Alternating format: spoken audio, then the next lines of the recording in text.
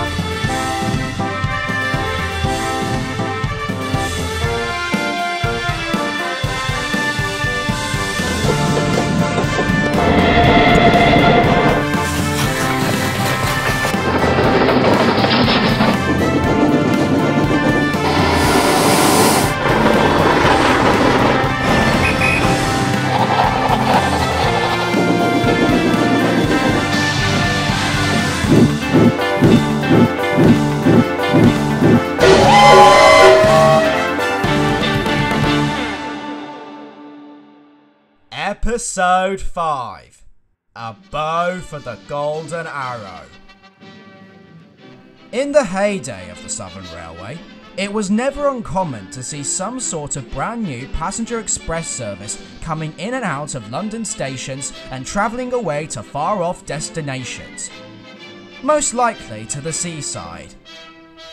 Unlike the other 3 of the big 4 railway companies' express passenger services, and indeed regular passenger services, were the lifeblood of the SR, as being so close to the south coast meant they were much more closer to countries across the Channel and provided great ocean liner expresses to and from docklands like Southampton and Dover.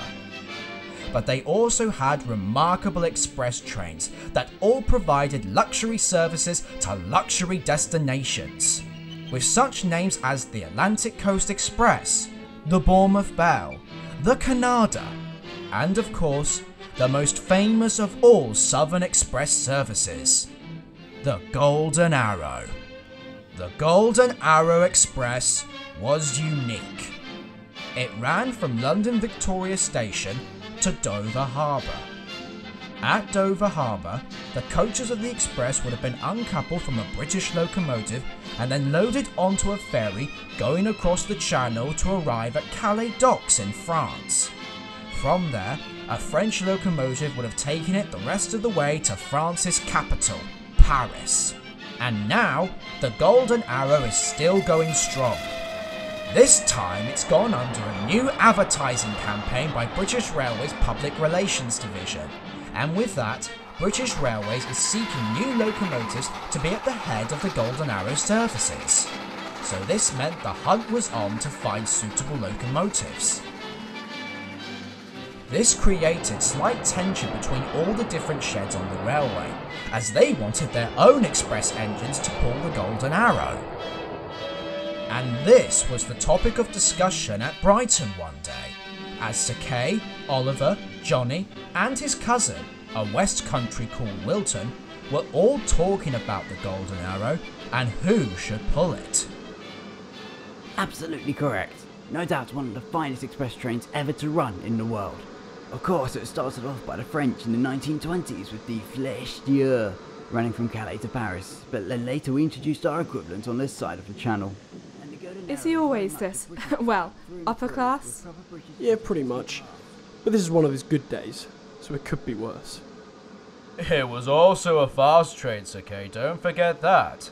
An hour and a half from London to Dover. Yes, it went swiftly across the Channel, then continued on at express speed. Absolutely. Amongst other things, of course, such as the quality of the food that they served on board. Well, this is very interesting. I did not know there was so much history. Carry on, Sir Kay. Well, unfortunately, after the breakout of the Second World War, there was no time to let us express engines do our job, and instead focused our attention on hauling the ammunition and freight, so the Golden Arrow was cut from the timetable. Oh, how awful. But understandable. Oliver was built during the Second World War, so he quite understood the reason as to why the Golden Arrow was cancelled. But thankfully, in 1946, the Southern Railway brought the express back. Only this time it was hauled by the... It was held by the magnificent Merchant Navy Pacifics, our eldest cousins, in beautiful green and yellow, streaking along the line. It made the journey time a lot faster getting to Dover. It was the bullet engines that helped bring back the Golden Arrow and make it great again for a new generation. Well, I wouldn't necessarily say it was the new generation. Quite right. The Southern Railways was just keeping with the times and making the Golden Arrow more modern and more in keeping with the timetables like we have today. Hang on a minute, King Arthur. How is this any of your business, talking about how wonderful it is and becoming more in keeping with the timetable today? Why are you talking so much about this train? Well, I don't think that is any of your business. Well, it is my business, because you made it everyone else's business. Well, I had no business to make it anyone's business because it is my business.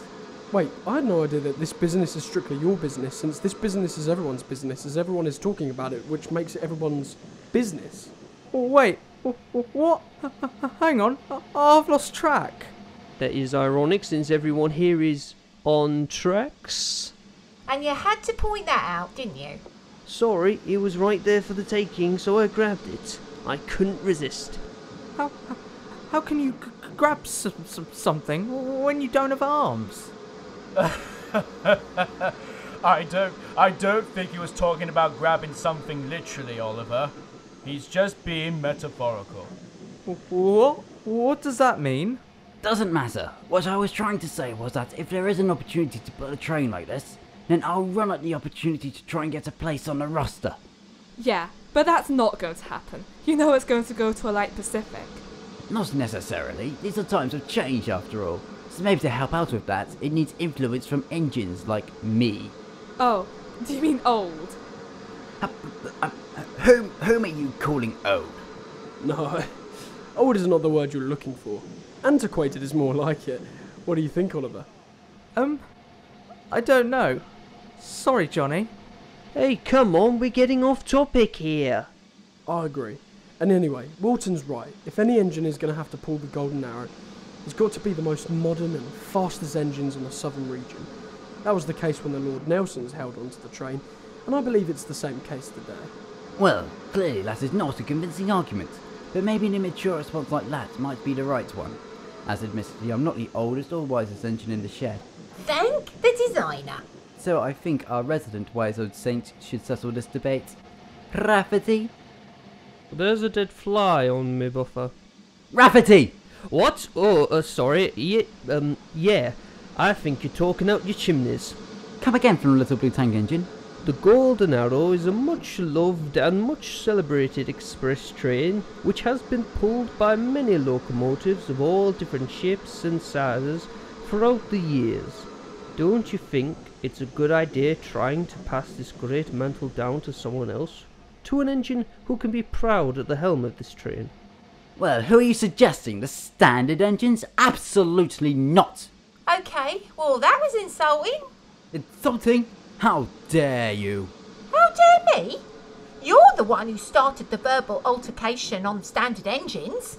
What on rail are you talking about? You're discriminating towards standard engines.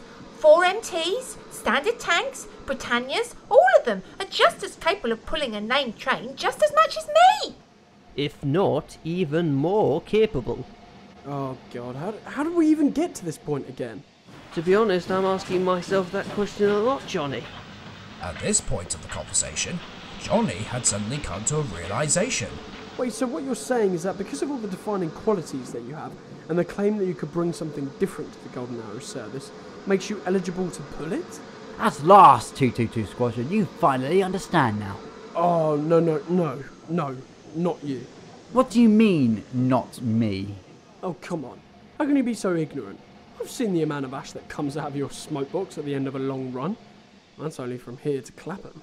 Oh, come on, Johnny, no need to point that out. No, I'm serious. Have you seen the amount of ash that comes out of this smoke box? It's like a baby volcano. Well, that doesn't make any sense. It's not spewing out any sort of lava. Not literally. I'm just going by how it looks. Johnny, no engine wants to see another engine's ash after a long run. But a lot of us do, sweetheart. Quiet, you! Okay, we're getting off topic here. Let's just point out the obvious candidate for the Golden Arrow service. A certain Light Pacific that has a nice, charming smile and a useful know-how about a lot of things. He looked at Rafferty with anticipation. Oh, of course. Exactly. Wilton is absolutely perfect for it. Good call, mate. No! I was talking about me, not Wilton. Really, you, Johnny? Yes, me, Johnny. 222 Squadron, the fastest locomotive this side of the south coast. People come from miles around just to see how fast I can go. Do they, Johnny? Do they really? Yeah, perhaps not. I knew it. No point trying to fool someone when someone can't be fooled. Well, surely that depends on what kind of fool they are. That subject's open for debate. Perhaps. Maybe it's just a matter of perspective. In that case, your perspective is faulted. If there's anything I've learned recently, it's that it's not all about speed, but the ability to deliver a swift and on-schedule service. Sakei's attention was now immediately drawn to the Battle of Britain standing a few roads away from him. But of course, you could get away with a bit of speed, but I wouldn't recommend it. What debate is this now, Nicholas? I did not say it was any sort of debate, Sakei. Anyway, there is a clear objective here, engines. That's right, Nicholas. We need to find out who is suitable for pulling the Golden Arrow. Okay, that rules you out then. How dare you! I am more than capable of handling expresses as regal and luxurious as the Golden Arrow. Oh, really? Yes, really. When was the last time you saw a King Arthur holding the Golden Arrow? There is a first time for everything, 222 Squadron, and you know it. And besides, Lord Nelson's originally pulled the Golden Arrow. Yes, but you're not a Lord Nelson. You were built before the days of the original Golden Arrow. And that was then, this is now. It won't have the same atmosphere if you pull it. What on earth do you mean by that? Oh, stop being such a drama king, Sakei. Well, as much as I would like to see Sakei looking pleased at the forefront of the Golden Arrow service, and maybe proven wrong, the decision isn't up to us. The decision of which engine pulls the Golden Arrow service is decided by the officials. We unfortunately don't have a say on who pulls the train. Oh, well, that's just spectacular. Yes, that's correct, Nicholas. But we can influence their decision. Exactly. We may not be in the decision-making chair, not that we can fit into the chair, but we can influence them. There's nothing wrong of proving them that we can. That is absolutely correct. There isn't any harm with doing that. But there are hundreds of Pacific-type locomotives running all over the south of England who are just as suitable to pull the train from London to Dover. So you're gonna really have to pull your coaches and work hard if you want to stand out. That is exactly what I'm going to do. And that is exactly what I'm going to do. Please don't challenge me, Wilton. It doesn't suit you, darling. Come on. A little competition never hurt anyone. Or are you just concerned that a West Country might show you up? Not at all. I'm just saying, you haven't got a chance. Yes, she does. Excuse me, my kind sir? The two of you are both Pacific-type engines. You are both designed by the same person, and you are both built to pull the same kind of trains. It's all evenly matched, to be honest. But it will be fascinating to see what happens if the two of you both compete against each other. It will be fascinating. In fact, I think the crews are starting to put bets on the competition. Competition then. So I guess it's on. Oh, it's on, West Country. Bring it on, Battle of Britain. And with that, Wilton puffed away, leaving a rather confident Johnny and Sakei in the shed behind her. If I may offer some kind advice, we are all built for different things. And just because you can't achieve something, or if you're not good enough for something, does not mean you are worthless. It just means you are built for different things. Sakei? Well, like I said before, Nicholas, there's always a first time for everything, and I'm going to show you how easy it is to prove that I am right.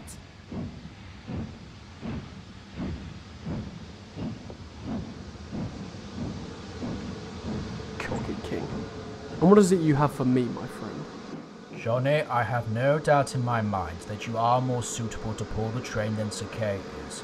But I advise caution, because you might not be the one chosen, and if worse comes to worse, you're going to have to accept it. Maturely. Maturely? Nicholas, I may be young, but I'm not that young. Everything will be alright. Nothing negative will come out of this. Very good. I just wanted to make sure that you don't do anything reckless and keep your word. I have faith you will do that. Nicholas gave a slight smile to Johnny. Johnny gave a wink to Nicholas, and the Battle of Britain departed the shed to work. But it was unfortunate that Johnny said that nothing negative would come out of this, as nobody knew what was eventually going to happen. Long ago there was a day when it looked like the rails would die away. Other machines would go farther and faster, and the steamer trains were headed for disaster. But men with steel in their veins vowed to save the railway trains. They worked day and night, and when they were done, a new era had just begun. People stared in awe and wonder. They were fast and sleek and full of thunder. They followed the path of smoke and fire. They were called streamliners. The crews of the 3 locomotives, as well as railway officials on board their trains, will be seeing how the locomotives perform in terms of speed, strength, and of course reliability when it comes to pulling their normal daily expresses from London. When it comes to speed, the officials will not be using diameter cars to monitor their speeds. There is no time for record breaking on British Railways. Instead, signalmen and timekeepers will be using stopwatches to monitor all locomotive speeds and seeing which engine achieves the highest speed within the speed limit whilst hauling their expresses. Reliability is going to come from the passengers, as they will be asked to give feedback about their journeys by the officials. All of these figures are then reported back to the respective shedmasters and station masters, and they will give their results to hand into the offices of the railway. The next few weeks for the 3 engines were a blur of green, maroon, blood and cream, racing to and fro out of London to destinations all across the south of England. Johnny went to Southampton, Sakei went to Clapham Junction, and Wilton went to Tunbridge Wells. They all pulled their trains all over the south just to prove that they are worthy of the Golden Arrow, even meeting each other along the way, as well as other engines who wanted a chance to exchange pleasantries. You're looking a bit worse for wear, young John. Not feeling up to it? Maybe you should go back to the sheds and admit defeat. Just you wait and see, your majesty. I've got plenty of steam left in me, and by the time I'm finished, you will be the one in the shed.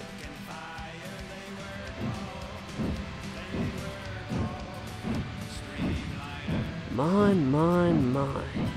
Well, you know what they say. No. What do they say? Oh, I don't know. Don't count your hens, don't beat around the bush, don't overdo it, or something along those lines anyway.